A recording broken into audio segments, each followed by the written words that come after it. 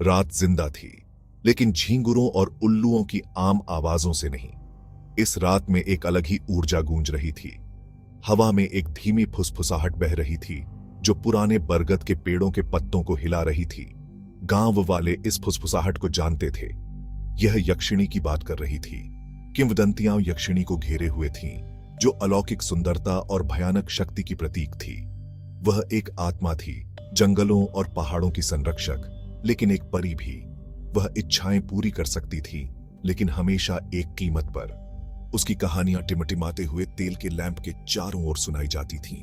आवाजें धीमी हो जाती थीं, रीढ़ की हड्डी में कंपकंपी भेजती थीं। आज रात फुसफुसाहट और तेज और करीब थी। कुछ अलग था। हवा प्रत्याशा के साथ भारी हो गई, डर और हताश आशा का मिश्रण। यक्षिणी निकट थी। एक युवती जंगल से ठोकर खाकर निकली। उसकी सांसें उथली और बेतरतीब थीं। उसका नाम माया था और उसकी आंखें दहशत से चौड़ी अंधेरे जंगल में इधर उधर भाग रही थीं। वह किसी चीज से भाग रही थी, किसी बुरी चीज से। घने पेड़ों के बीच से एक समाशोधन टूट गया। चांदनी ने अंतरिक्ष को एक अलौकिक चमक में नहला दिया, और वहां प्राचीन बरगद के पेड़ के नीचे एक आकृति खड़ी थी, लंबी और पतली। वह बहते हुए सफेद वस्त्रों में द्रव्य थी जो चांदनी में झिलमिलाते हुए प्रतीत हो रहे थे। उसका चेहरा असंभव रूप से सुंदर, एक चिरस्थायी गुण रखता था जो आकर्षक और असहज दोनों था। माया जम गई। उसका डर पल भर के लिए भूल गया, क्योंकि उसने प्रेत को देखा। महिला की आंखें पिघले हुए सोने के रंग की माया को बंदी बना ली। बरगद की डालियों से लटकी हुई हवा की झंकार जैसी मधुर आवाज ने सन्नाटा तोड़ दिया। तुम खो गई हो छोटी बच्ची। माया कांपते हुए केवल एक छोटी सी सहमति में प्रबंधन कर सकती थी। महिला मुस्कुराई, एक उदास, जानने वाली मुस्कान। उसने माया की ओर इशारा किया और युवती ने खुद को करीब खींचते हुए एक अदृश्य शक्ति को महसूस किया। डरो मत, महिला ने कहा। उसकी आवाज एक सुखदायक राग की तरह। मैं यक्षिणी हूं, मैंने तुम्हारी विनती सुनी है। विनती? माया ने एक शब्द भी नहीं बोला था, फिर भी यक्षिणी उस हताशा को जानती थी जो उसके दिल को चीरती थी। वह डर जिसने उसका गला घोंट दिया था। यक्षिणी ने हाथ बढ़ाया। उसकी लंबी पतली उंगलियां नाखूनों से सजी हुई थीं, जो मोतियों की तरह झिलमिलाते थे। मैं तुम्हारी मदद कर सकती हूँ, उसने अपनी आवाज को एक सम्मोहक फुसफुसाहट की तरह पेश किया। मैं तुम्हारे दिल की ख्वाहिश पूरी कर सकती हूँ, लेकिन हर उपहार की एक कीमत होती है। आशा, एक नाजुक तितली, माया के सीने में फड़फड़ाती थी। क्या यह सच हो सकता है? क्या यह अस्तित्व वास्तव में उसे मुक्ति प्रदान कर सकता है? लेकिन यक्षिणी के शब्दों का भार, जो कीमत चुकानी पड़ी, उसके पेट में पत्थर की तरह बैठ गई। जंगल ने अपनी सांस रोक रखी थी। हवा थम गई, सरसराते पत्ते खामोश हो गए, मानो जंगल खुद अलौकिक प्राणी और भयभीत लड़की के बीच हो रहे आदान प्रदान को सुन रहा हो। माया ने यक्षिणी की आंखों में देखा। उसके भीतर आशा और भय का मिश्रण जूझ रहा था। मेरे दिल की ख्वाहिश क्या है? माया फुसफुसाई। उसकी आवाज मुश्किल से सुनाई दे रही थी। यक्षिणी फिर मुस्कुराई।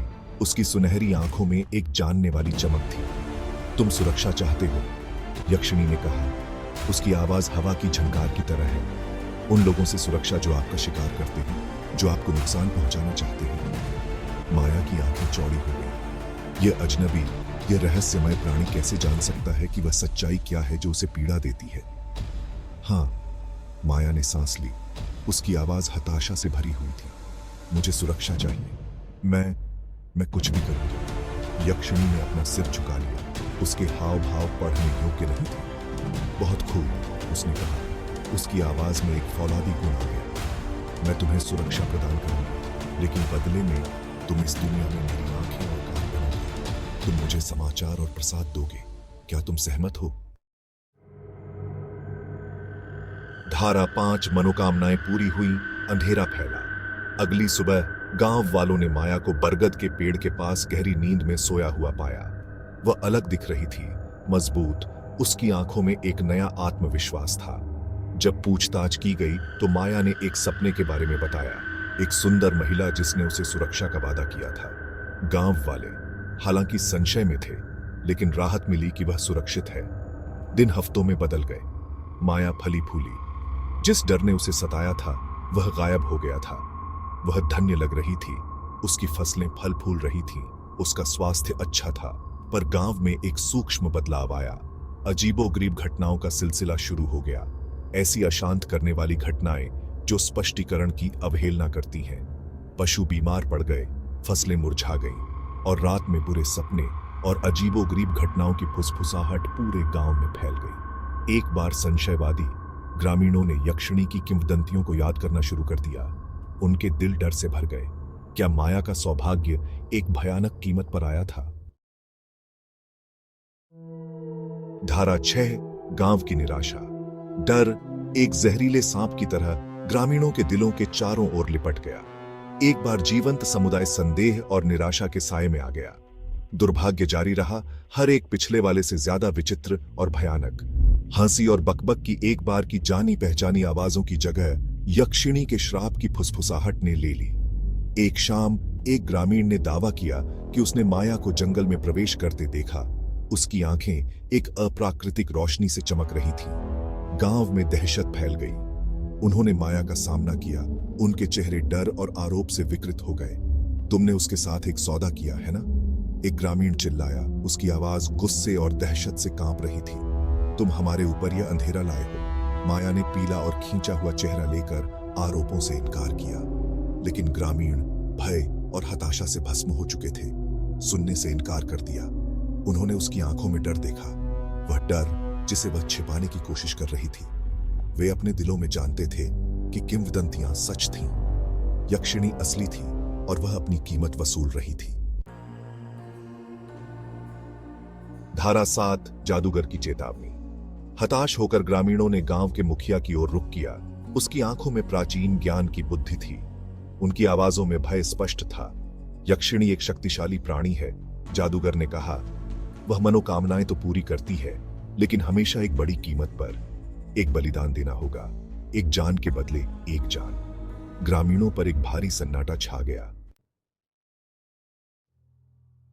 धारा 8, आमना सामना। जादूगर के ज्ञान से लैस ग्रामीणों पर एक गंभीर दृढ़ संकल्प छा गया। वे जंगल के किनारे पर इकट्ठा हुए। उनके चेहरे मशालों की टिमटिमाती रोशनी से रोशन थे। माया, उसकी आंखें भय और इस्तीफे के मिश्रण से भरी हुई थीं, उनके सामने खड़ी थीं। जादूगर के शब्दों से भयभीत और उत्तेजित ग्रामीण क्रोध, भय और हताशा के मिश्रण से उसके पास बढ़े। टकराव अपरिहार्य था। हताशा से उपजा एक दुखद समहौसिश। धारा 9, बलिदान। ग्रामीणों ने माया को घेर लिया। उनकी मशालें लंबी टिमटिमाती परछाई डाल रही थीं, जो उसके चारों ओर खतरनाक रूप से नाच रही थीं। भय, कच्चा और मौलिक, उनसे निकला निराशा और क्रोध की एक स्पष्ट लहर। माया ने अपनी आंखें बंद कर लीं, अपने भाग्य को स्वीकार कर लिया। वह इसे उन पर ले आई थी, चाहे अनजाने में ही, और अब वह इसकी कीमत चुकाएगी। अचानक उनके पैरों तले धरती कांपने लगी। एक ठंडी हवा समाशोधन के माध्यम से चली, मशालों को बुझा दिया और उन्हें अंधेरे में डुबो दिया। ग्रामीण हांफने लगे। उनका डर बुखार की पिच पर पहुंच गया। फिर एक आवाज ठंडी और प्राचीन अंधेरे से कटी हुई। क्या तुम मेरी अवज्ञा करते हो? यक्षिणी, वह उनके सामने प्रकट हुई। अब वह अलौकिक सुंदरता नहीं रही जो माया ने देखी थी। उसकी आंखें एक अलौकिक आग से जल रही थीं। उसकी विशेषताएं क्रोध के मुखौटे में बदल गई थीं। उसने अपना हाथ उठाया और ग्रामीण चिल्ला उठे, क्योंकि एक अदृश्य शक्ति ने उन्हें जमीन से ऊपर उठा लिया। तुम खुद को बचाने के लिए एक का बलिदान दोगे? वह गरजी। उसकी आवाज जंगल में गूंज रही थी। मूर्ख प्राणियों, तुम्हारा लालच कोई सीमा नहीं जानता। धारा 10, अनंत संरक्षक। ग्रामीण बीच हवा में लटके हुए थे। उनके चेहरे दहशत से पीले पड़ गए थे। माया डर के मारे देखती रही, क्योंकि यक्षिणी के क्रोध ने समाशोधन को अपनी चपेट में ले लिया। माया ने अपने माध्यम से ऊर्जा की एक वृद्धि को महसूस किया। रुको, उसने आज्ञा दी। यक्षिणी ने माया पर अपनी ज्वलंत निगाह टिकी। मैंने कभी नहीं चाहा था कि किसी का नुकसान हो। यक्षिणी ने माया का अध्ययन किया। तुम मुझे नियंत्रित नहीं कर सकते छोटी बच्ची, उसने कहा, लेकिन मैं आपके खिलाफ खड़े होने का विकल्प चुन सकती हूँ। समाशोधन पर सन्नाटा छा गया। ग्रामीण अभी भी बीच हवा में लटके हुए थे। तुम इस गांव के लिए, इसे सायों से बचाने के लिए, जब तक तुम जीवित हो, बंधे हो, और इसके साथ ही यक्षिणी गायब हो गई। माया को अंधेरे में अकेला खड़ा छोड़कर ग्रामीण अपने अदृश्य बंधनों से मुक्त हो गए। वह उनका दुश्मन नहीं, बल्कि उनका रक्षक, उनका शाश्वत संरक्षक था।